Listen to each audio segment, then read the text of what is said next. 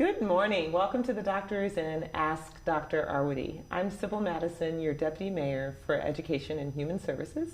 I'm here with Dr. Allison Arwady, your Commissioner for the Chicago Department of Public Health. Morning, everyone.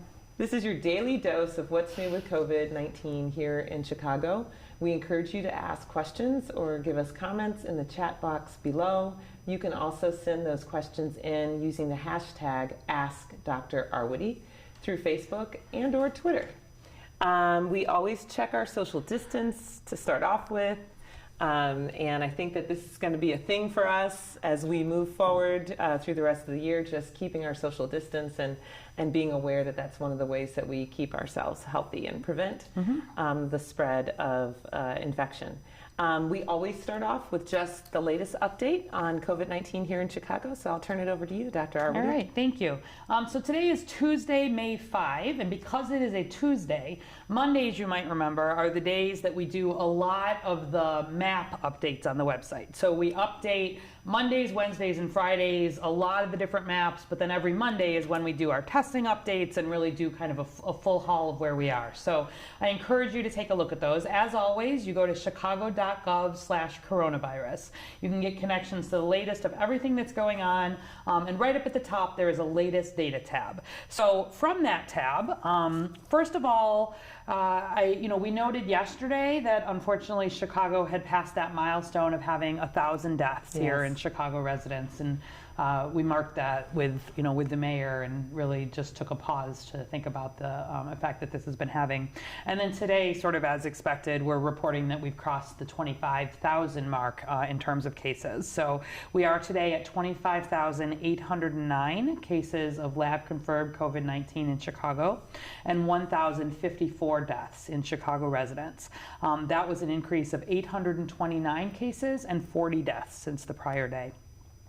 And if we look at that, our almost 26,000 cases in Chicago are among almost 64,000 in Illinois, and our just over 1,000 deaths are among about 2,700 in Illinois. The U.S. is at almost 1.2 million, 66,000 deaths. The world is at almost 3.5 million and pushing 250,000 deaths. So really increases there. As far as our testing, we continue to make good progress there. So I'll remind you that we report a 7-day average for testing. So we look at how many tests have been done per day over the prior 7 days. And I've actually asked the team, I think we're going to change a little bit of how we show the graph here in the next couple of days to be able to give you a little bit of a better sense of what that looks over time and some of the percent positivity. We've been thinking about how to show some of this change a little bit better. So as of today, we are testing an average of 2,895 people per day over the last 7 days. So getting up to that point where it's almost 3,000 a day is really good, and really a lot of progress from where we were if you look back just a couple of weeks ago. We're still not where we need to be, but importantly, we've actually crossed that bare minimum that's sort of been discussed at a federal level around really all communities should be able to be testing at least 30 tests per 1,000 residents per month. And so we're sort of thinking about being able to test about 3% of our population. That's what that means, like 3 per 100 people per month. We really need to be higher than that in Chicago because our percent positivity, meaning the percent that are positive, needs to be a little more than that. We're at 28% now. We need to see that come down. So we're aiming for more than that here. We want to see that come down, but pleased to be sort of making some real progress there as we continue to grow that. And you're going to be hearing more about testing news and progress in the days to come. But that's been some really good progress, and we'll continue to see that progress through the month of May as we look ahead. And that's an important data point as we think about what it means to come out of sheltering in place as well, right? That's right, yeah. You'll be hearing more about this, but some of the measures, there's a lot of measures that we'll be tracking and we'll be sharing kind of again in a way that you'll be able to visually follow along. Where are we on some of these? Testing is certainly a part of that, but it's not just like a number that we're aiming for. We're interested in the testing, but also understanding what that percent positive really looks like. Again, we've talked a little bit about that there's sort of two kinds of major buckets of testing, maybe 3 or 4 in the long term, but 2 for this diagnostic testing. So number 1, we want to really make sure that in these congregate settings, so that's our long-term care facilities, like our nursing homes, that's in the jail, that's in shelters, that's in any setting where people are really unable to kind of keep that social distancing and are living with a lot of other people, particularly where there may be need for hands-on care. That's a very high-risk setting. Yes. And so we want to make sure that we're doing, first and foremost, some universal testing in those settings, really repeatedly too, not just once. Being able to do some testing and then act on the results of that testing. And so that is already well underway, and we've made a lot of progress in that space, but really making sure that congregate testing sort of through public health is up and running. And then similarly, as we think about looking ahead toward workplaces, already we've been doing some of these more place-based investigations around workplaces, and that needs to continue. That's sort of traditional public health work where we see a cluster of cases, not just in a zip code kind of way, but in the same space. In the same space, being able to have the testing necessary to do the investigation sort of from a public health standpoint. So that's number 1. And in that setting, we actually would expect to find a higher % of those tests being positive because those are higher risk settings, and the reason we drive testing in those settings is because we are expecting to potentially find more cases and then make sure we're acting on them. Yes. So you might have one goal for a % positive in that setting, separate from the goal that you would want to have in just a regular community-based setting. And so as we're helping, again, the health department does not do testing ourselves. I think we can't remind people of that enough. Yeah. But as we help direct resources, there's some federal resources coming through the state, thinking about supporting outpatient providers. Obviously, all of our hospitals and emergency departments can do testing. And there are many, many, many outpatient settings that are growing capacity, and we're working to really make sure that's coordinated and that we're able to share with the public how to get some of that. So people who have signed up for our COVID Coach app, one of the ways that we'll be using that really right from the beginning is to alert people as testing is available near their homes and thinking about how to register. More to come on that. But if people have not yet registered, you can link to it on the website, or you can just go to chicago.gov/COVID Coach, and I encourage anybody to register for that if you have not. So we'll be thinking about the % positivity in both of these as we think about the number of tests that we're doing. But it is good that we are just getting to sort of the beginnings of where we need to be in testing, but we want to be doing a lot more than this, to be honest, by the end of the month. Yep. As we look ahead. I think otherwise, if we look at some of our numbers, we continue to really see cases across all age groups. We've been talking a lot about younger folks here in Chicago, and in that 18 to 29 age group, we've had more than 4,000 cases diagnosed in 18 to 29-year-olds. 16% of our cases are really in that group. Yes. And if you look kind of across the groups, we've got cases from all ages. We've got almost a 50-50 split for male versus female. And if we look at our race ethnicity, we're seeing about 36-37% of the cases in the Latinx community, about 37% in the Black non-Latinx community, about 18% in the white non-Latinx community, about 3 to 4% in the Asian non-Latinx, and about 5% in the other non-Latinx. So, as always, working to really follow this over time, geographically, by age, by gender, by race, ethnicity. Use that data then to drive resources, to drive outreach, to drive testing, to do follow-up. Yeah. And the racial equity rapid response work is responding to precisely the data that we're seeing with the rising cases in the Latinx community. Exactly. If we look at, so let's actually take a minute and look at some of our maps that were just updated yesterday. So let's look at the case counts, because those are the numbers we just looked over. So first, where we pull up the map here, you can see that this was run through May 3rd, so when we were just under 25,000 cases. And as always, we divide the city into quintiles, meaning into fifths, but it's not just that we divide the zip codes equally. We actually look to see where are there significantly more, significantly less testing. And so, as always, in darker blue is where the most cases have been identified. And so you can see, if we look here, 6063 60639, that's like the Humboldt Park area. 60623, that's like North and South Lawndale. 60632, 60629, that's like Archer Heights, West Lawn area, are the darkest areas where we've seen the most cases. Now, some of where we find the most cases is where we've done the most testing. And so I encourage you to take a look at some of those testing maps that are updated as well on the website. Let's look at the case rate then.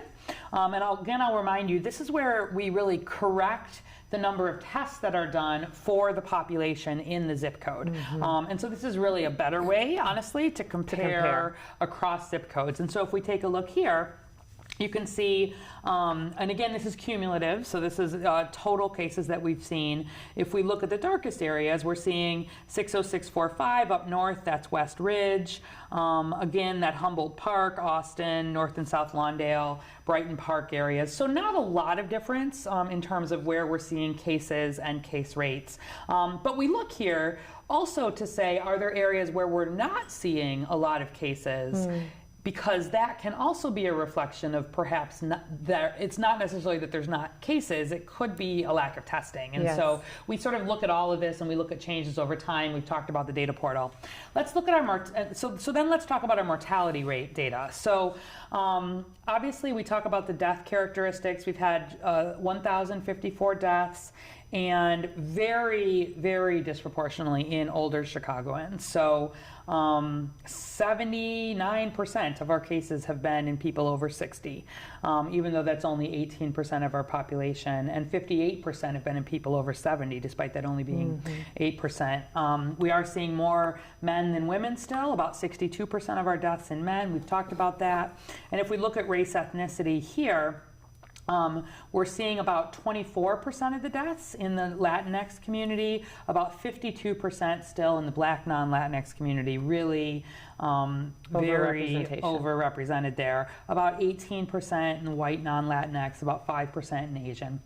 And 94% of our cases, of our deaths, have had underlying chronic conditions, still led off by diabetes, hypertension, and lung disease. Obesity is also in there. So let's look at those on the maps real quickly.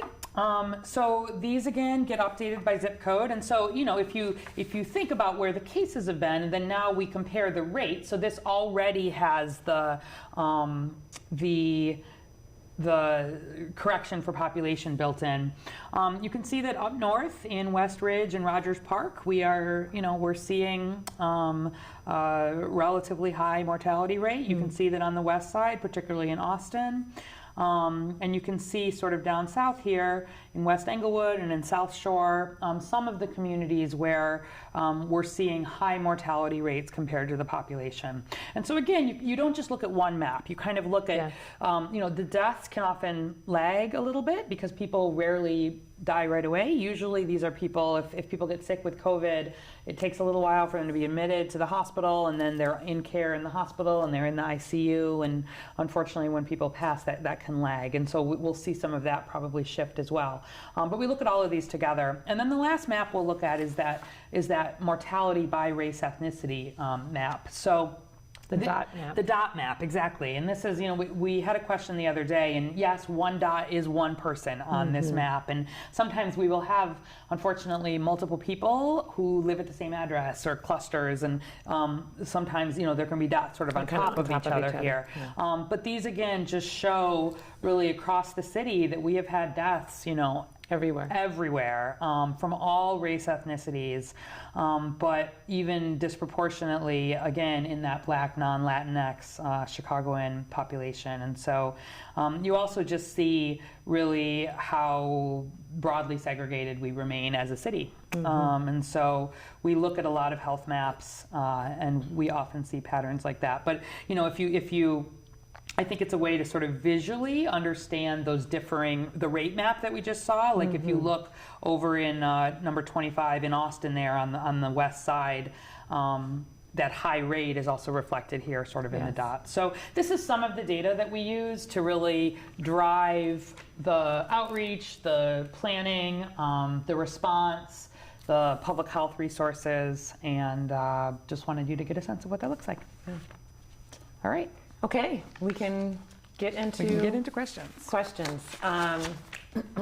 But do want to recognize that there's just a ton of data that's being made available, which I think is remarkable. Yeah, and if you've got questions about data, there's other, data analyses you'd like to see. My team creates all we put some of this on the website, but we create a lot of different analyses and use them. The idea is not just to create maps to look at, but to really have them be used. So if you've got questions, put them in the box. Okay. Beth Benaroswick. You got to just go with it. Yeah, I know. I my apologies. I always want to be able to pronounce the names correctly. Yes. From Facebook. People are saying that all deaths are being counted as coronavirus deaths and incorrectly inflating the death toll.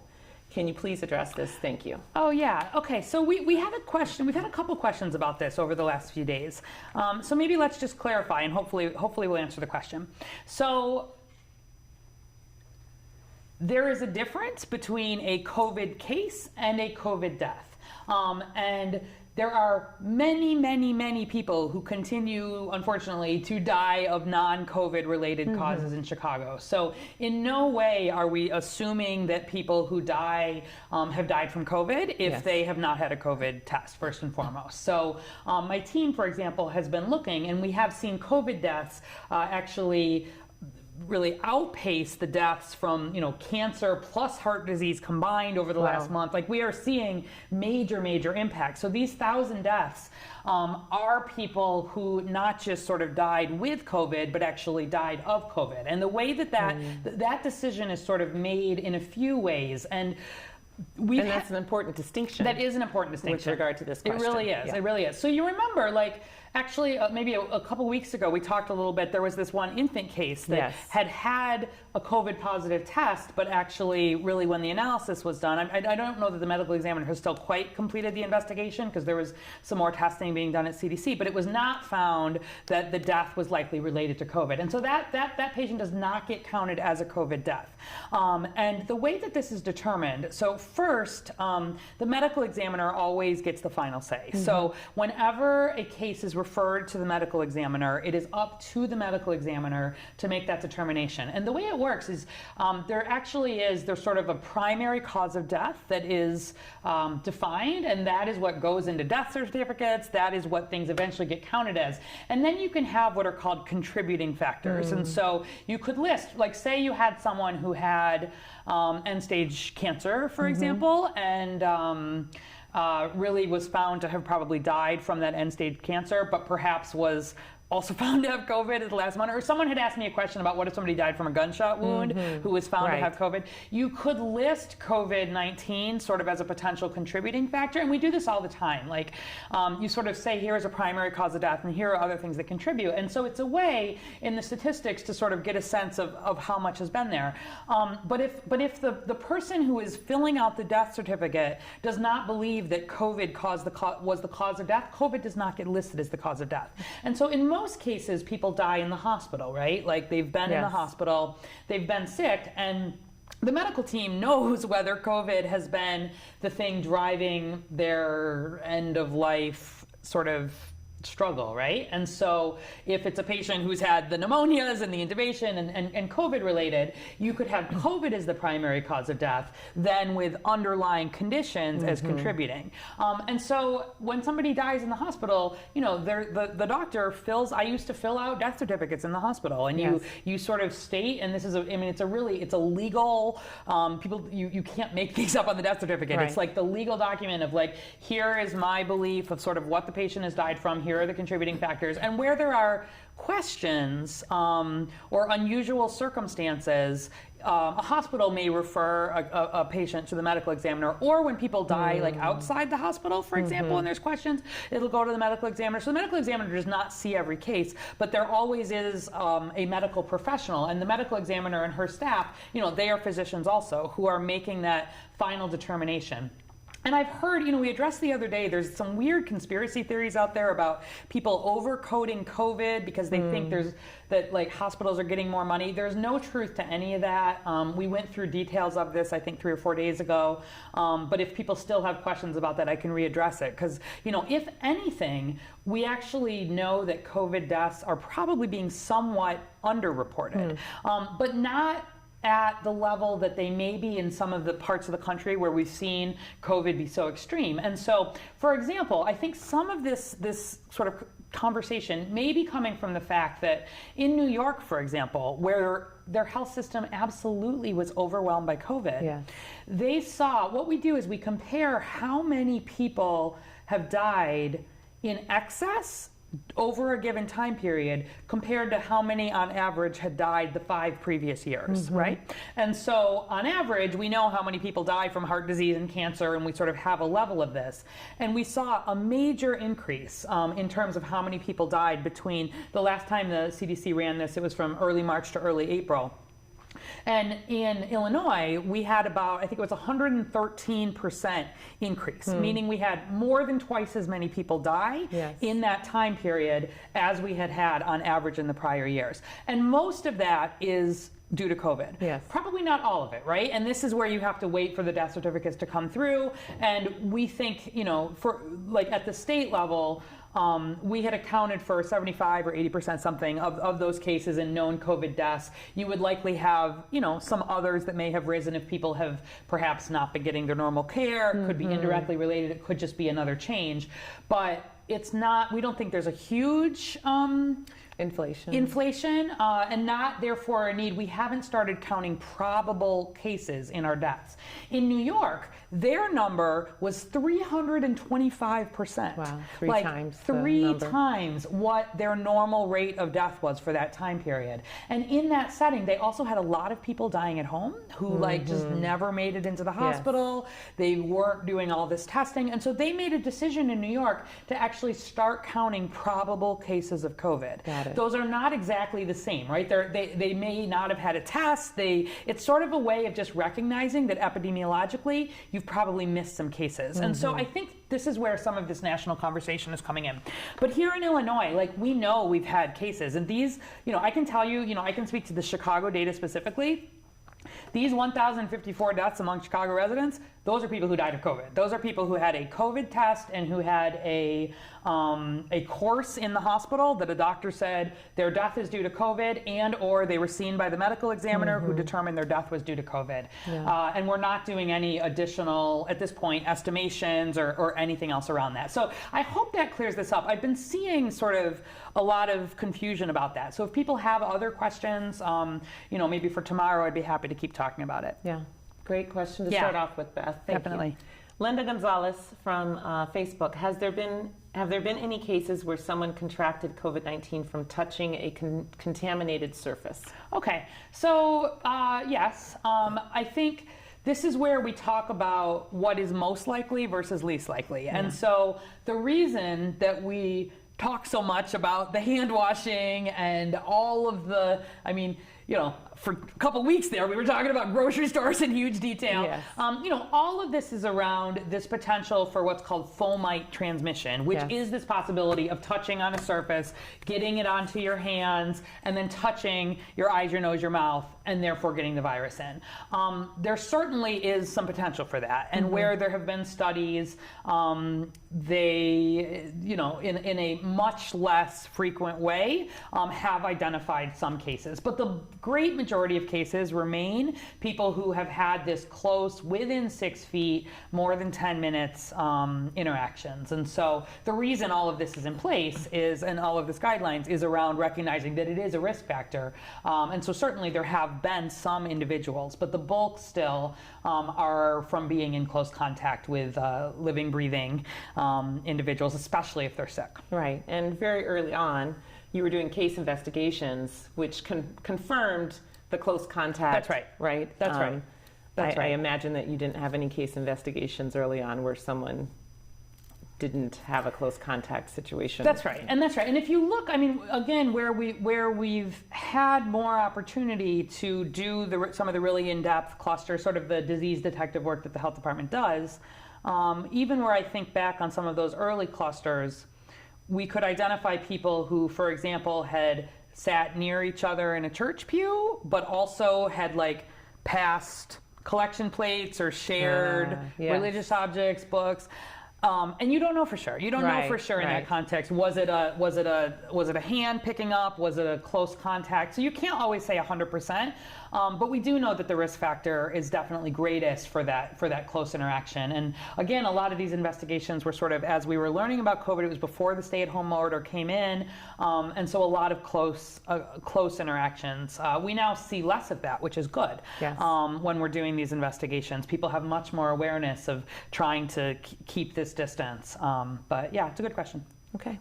Mary Houlihan Wajda, Facebook question, how is an antibody test confirmed to be accurate? If a test shows a false positive, it shows antibodies to COVID-19. How, in fact, do you know this is false and no antibodies are actually present? So how is it that we verify that a false positive was false? Good question, good question. So I think we haven't done antibodies for a day or two, so this has been a pretty quick conversation. So first, maybe a quick update.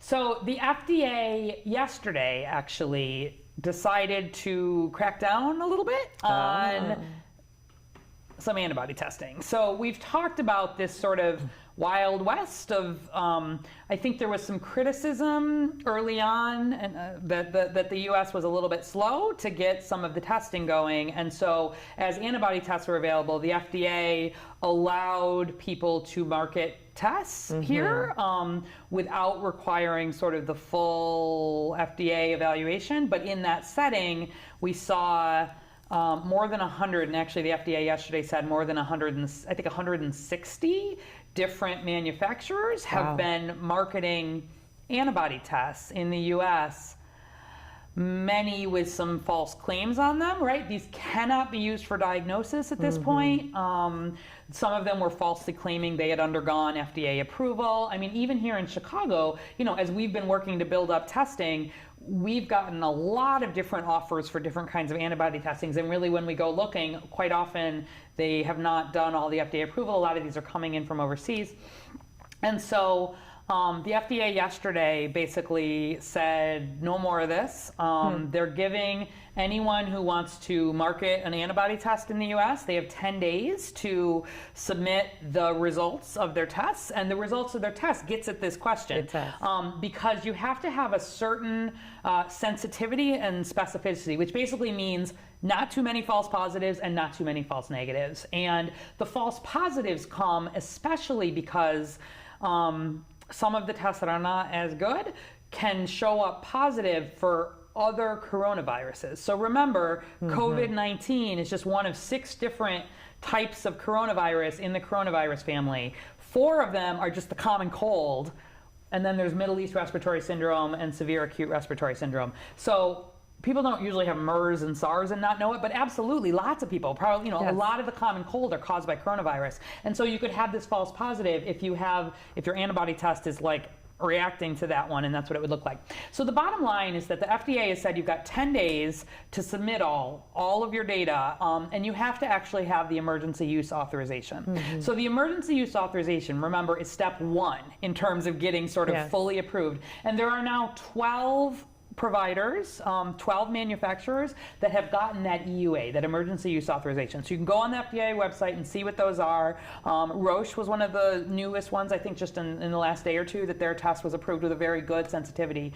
But basically you have to do studies. You have to do your test and then compare it to known results and have a gold standard and measure it. And I think with the rush to market, not all of that was fully done. So I was really pleased to see that decision. And then the FDA has basically said that if after 10 days, companies that have not submitted that, they will start doing more enforcement. They'll start publicly talking about manufacturers that have not done that and then do some enforcement to get that off the market, because I think there's such a demand for testing, and we understand that, but it does nobody any good to have tests out there that have too many false positives and negatives. So they run their own studies and they're submitting that data to the FDA. That's right. That's right. There's some real strict, you know, you have to do these studies, and there's different levels of laboratories. You have to have this kind of like high level laboratory, and you have to run, you know, a certain number of studies against some standards, and there's whole processes that are considered standards that you have to show sort of how good is your test. But we've talked about on here where some studies have been done, lots Not of so good. not so good for a lot of these. And the last thing we want is people getting a false positive antibody test, because then they think they're protected. And Exactly. again, the FDA also doubled down and said we still do not know for sure what the clinical implication of a positive antibody test is. So even if that test is positive, we still don't know for sure what that means about when you had the virus. we wouldn't know that, and we wouldn't know when you had the virus, but more importantly, we don't know how protected for sure How long you your are, immunity. how long you might be protected, are you fully protected, partially protected? So that work is also underway. So we're excited about antibody testing, but like I said, here in Chicago, our first and foremost, all of the tests that we report here in our daily tests are just the diagnostic tests, the tests we want people to get when they're symptomatic, the tests we do at the time to diagnose active infections. Those are the ones that need the public health intervention. Those are the ones that we need to really get the volume up. And antibody testing is sort of this separate piece that will be part of our plan, but it's not the most important part. Getting this going to get our outbreak under control is the most important part. Okay. Good questions today. Yes, Katie Donnelly's building on this. Are people who test positive for the antibody test being counted in the overall total of positive cases? They are not. They are not. We are not on purpose. We are not including antibody tests at all in Chicago's testing data here. And I heard the governor say yesterday that they were not, or the other day, that they were not in Illinois either. We are working to capture some of that data, of course, and getting some systems. And there's going to be a whole separate line of work around tracking the antibody or the serology testing and what does that mean. But a serology test, remember, just tells us that somebody, let's just assume it's a beautiful test and it's working perfectly. It tells us that somebody had coronavirus in the past. It is not a diagnostic test. Remember, it does not diagnose someone with COVID. There's still questions about it. It just knows that your body at some point in time fought the virus. Had that immune response. So we are not here in Chicago including that in our diagnostic testing results. And and around the country, there's been agreement that those should not be considered, at least in this sort of first round of the most important testing to have underway. Antibody testing is actually cheaper and easier to do in a lot of ways than this, because it's just a blood test and a lot of the machines exist. But we don't want to kind of falsely inflate our testing numbers with tests that are not the ones we need for public health action, not the ones we need to really understand what is making people sick right now, not to track, right? I wouldn't want to track COVID. I wouldn't want to track antibody tests because you'd have this false sense that you were having new cases right now when maybe those people were sick 2 months ago, right? That doesn't help me understand what's happening with my outbreak. So no, we just follow the diagnostic, the PCR, the nose, for the most part, tests. Reagan MN from Facebook, what's the reasoning behind the vaccines if the flu shot is not very effective? Okay, so first of all, the flu shot is actually quite effective, I will say. The flu shot is not 100% effective, and that's because we've talked about, especially on Saturday, we talked a whole lot about mutations and how the influenza really mutates every year. There's different strains of influenza that emerge. It's an RNA. Look at you. Absolutely. Right. Look what we're learning. I love it. And so we have to create a new strain every single year. And every year it is some percent effective. It's not 100% effective, but it really is important for cutting down on the number of cases. But most important, people who get the flu shot, much, much less likely to have to be hospitalized or to die from influenza. That's actually the most important thing. And so it is, for influenza, it's always important. I mean, we have a lot of people die of influenza. Yes, we're not even aware every year here in of that, Chicago. We're not even aware. We had at least 3 pediatric deaths from influenza, like just this last winter, and we don't always talk about, people are used to flu, they're not so worried about it, but we have some pediatric deaths, and we have lots of people, especially who are older, and all ages, people who are pregnant, who die of influenza every year. So the flu shot's most important thing is it gives you some of that immunity, even if not full. The flu shot cannot give you the flu. It is biologically impossible. It helps your body develop some of that immune response to the strain, but also there are other strains that can circulate, right? And so we do the best job we can to sort of match what is circulating for influenza in a given year. But if there's a strain that's circulating that was not as matched in the flu vaccine, you still potentially could get it. But it helps a lot. It is the number one thing that we have, and it makes a huge difference every year. You can follow across the country, you can follow across the world, where you have good vaccination rates, you have much lower both hospitalization and death rates. And so for this next year, thinking ahead, we're going to really need to keep our hospitalizations, especially our ICUs, down from influenza, where we think about COVID on top of it. So the COVID vaccine, again, completely separate from the flu vaccine. Yes. These are in no ways related to each other. They are a separate effort because these are different viruses. But like we talked about on Saturday, because the COVID-19, the virus that causes COVID-19 has not had a whole lot of mutation at this point, that is reassuring that as a vaccine is developed, hopefully it will be something that actually has some staying power that we may not need to be recreating every year or boosting on, but still some questions around that. And I really, we've got to help people get immunity to this virus, especially people who are older and in these underlying conditions. Yes. And the vaccine absolutely is going to be the best way to do this. And a lot of the work that we do in sort of the months to year plus leading up to this is about trying to keep things under control before a vaccine is available. Yeah. Okay. Tracy Robinson English from Facebook. Are the paper masks better than cloth?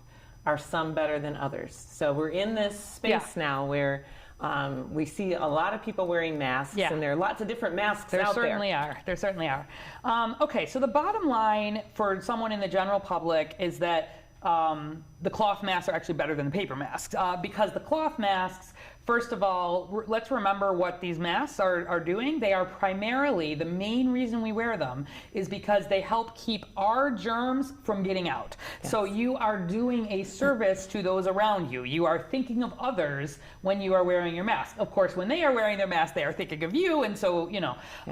But in terms of sort of protecting it, the thing with the paper mask, and it's mostly just about serving a barrier. None of these are completely protective for the person. Definitely, they're not a full seal. And they also don't 100% stop things from getting out, which is why keeping that distance is really important.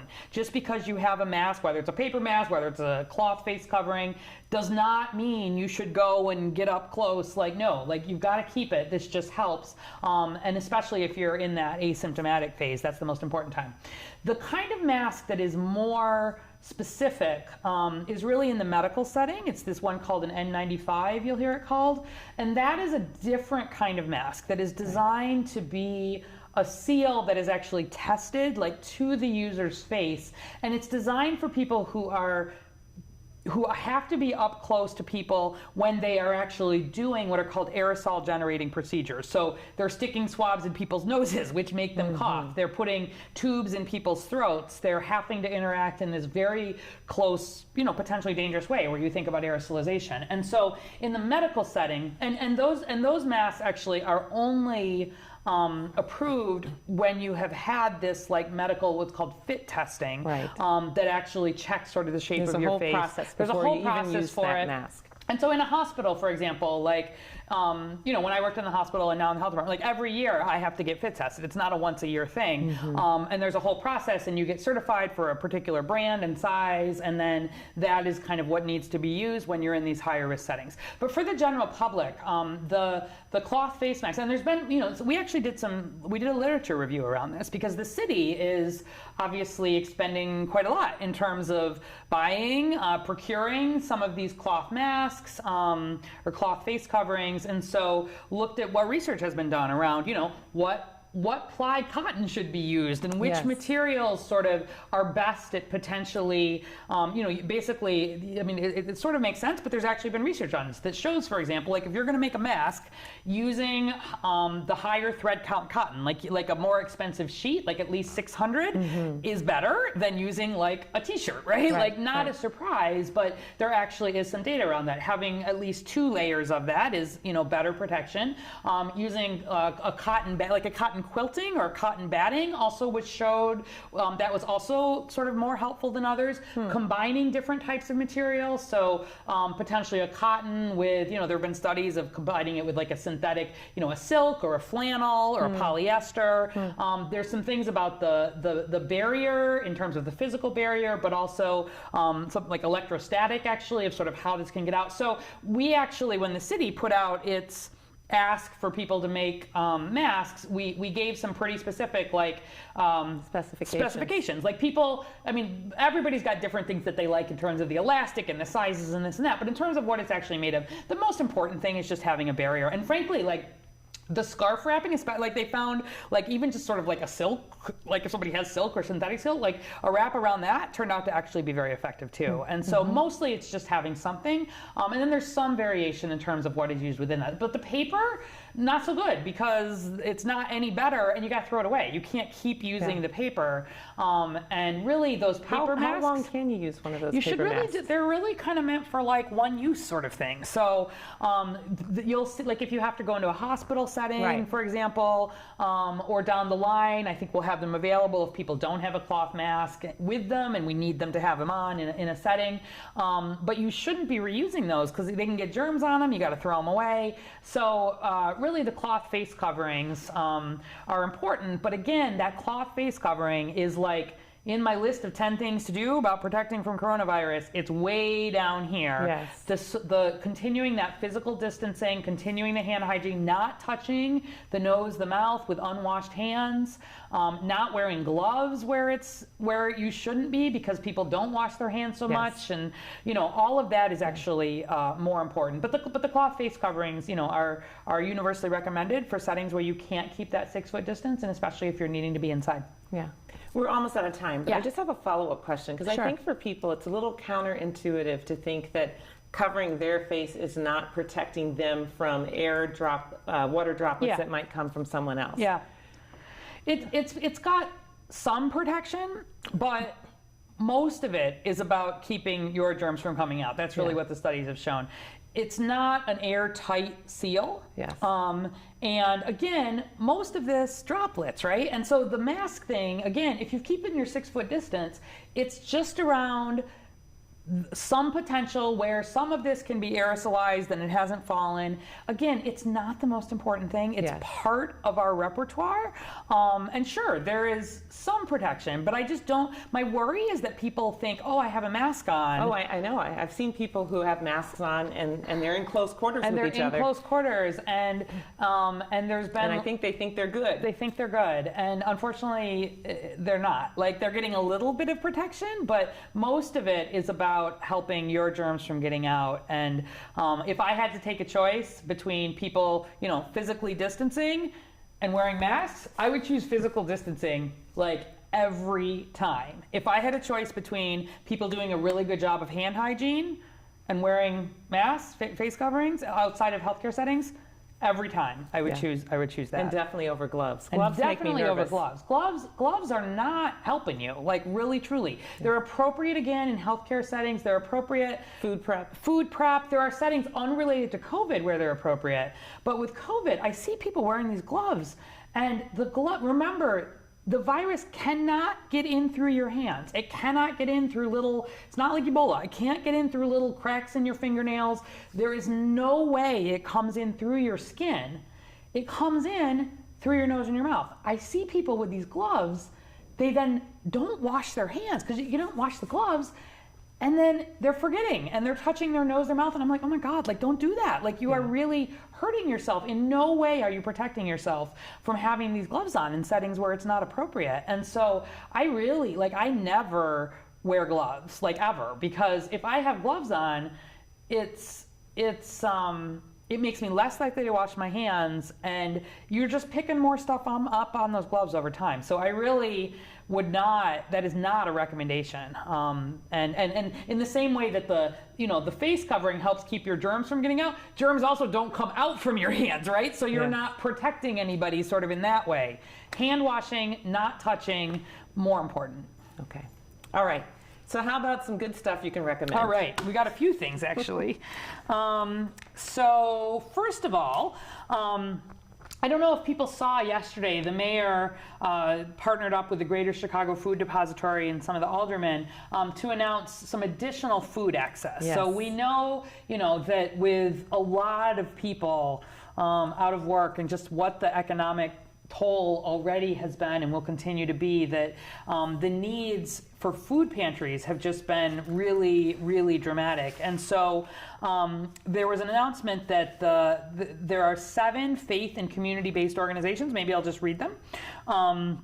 The Apostolic Church of God and the Network of Woodlawn, the Greater Auburn Gresham Development Corporation, Austin Coming Together, Fellowship Missionary Baptist Church, New Life Centers of Chicagoland, South Shore Works and Real Men Charities, and Trinity United Church of Christ have partnered. These again are in some of the neighborhoods that have been hardest hit, especially neighborhoods that are predominantly black or brown, and they're delivering, in conjunction with the food depository, truckloads of food to have some more pop-up food pantries on Yes. Chicago's south and west sides. With the ability to serve up to 1,000 Exactly. families. Exactly. And so these, there's going to be non-perishable food boxes, 20 to 30 pounds, fresh produce, frozen protein, etc. And you can go, as always, if you connect through the Greater Chicago Food Depository, that's on our chicago.gov/coronavirus website. There's specific dates for when each of these are doing distribution. They're open to the public. They're intended for people in need who live in or near those respective communities. There are no income requirements or other eligibility criteria. All will be served as long as supplies last. And really, the Greater Chicago Food Depository is at the center of a network of more than 700 different organizations and programs, the food pantries, the soup kitchens, and just working to make sure we're meeting that most essential human need. They've been such a great partner. So if you are able to even give to the Yeah. Greater Chicago Food Depository, that would be wonderful.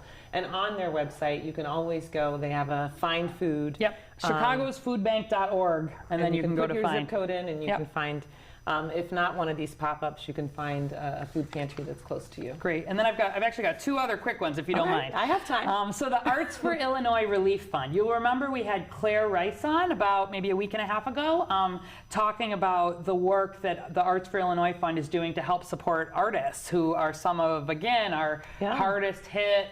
The venues are closed. The They venues are can't perform. closed, the gigs are off, the performance has been a problem. So they've already awarded more than $3.3 million to 906 artists and 166 cultural organizations, and the fund's application portal just reopened. Oh, that's And so awesome. you have until May 11 for a second round of submissions. So if you didn't get a this is grant, for artists. For Okay. artists and cultural organizations, they've raised another $1.5 million on top of the original $4 million. So that's another, if you want to support artists, that's another really good way, and they've got a good grants process for getting this out. So some of the, you hear us talking about the takeovers and, like Yes, the on Sunday. All of that, the proceeds from that go to this fund. So anyway, it's open now through May 11. If you know artists or cultural organizations, go to artsforillinois.org and put in your application. So wanted to make sure we got that out. And then the third one is Chicago Park District is celebrating its annual Chicago Moves Day. And it is tomorrow. And we're doing it today because it starts, it's between 11:30 and 1. So it's when we'll start partly on tomorrow. And so they're doing it virtually. There's going to be free fitness classes for all abilities. Check out the Chicago Park District, www.chicagoparkdistrict.com. There's a hashtag #WeMoveChicago, Move Your Way Chicago, and you'll find more information on there about how physical activity can be done in the time of COVID. They want to Yes. help get you jump started. So maybe if you haven't quite been getting your heart rate up every day, this is a really good opportunity. There's a Move Your Way campaign that they're helping support, and I think lots of opportunity to learn more about that. So 3 things, but Chicago's first virtual Chicago Moves Day, and we'd love to see everybody participating. All right. Good stuff. Good stuff. Doctor. Good stuff. I know. All right. So we will be back tomorrow We will. at the same time, 11 o'clock. We look forward to seeing you then. And until then, stay home. And save lives.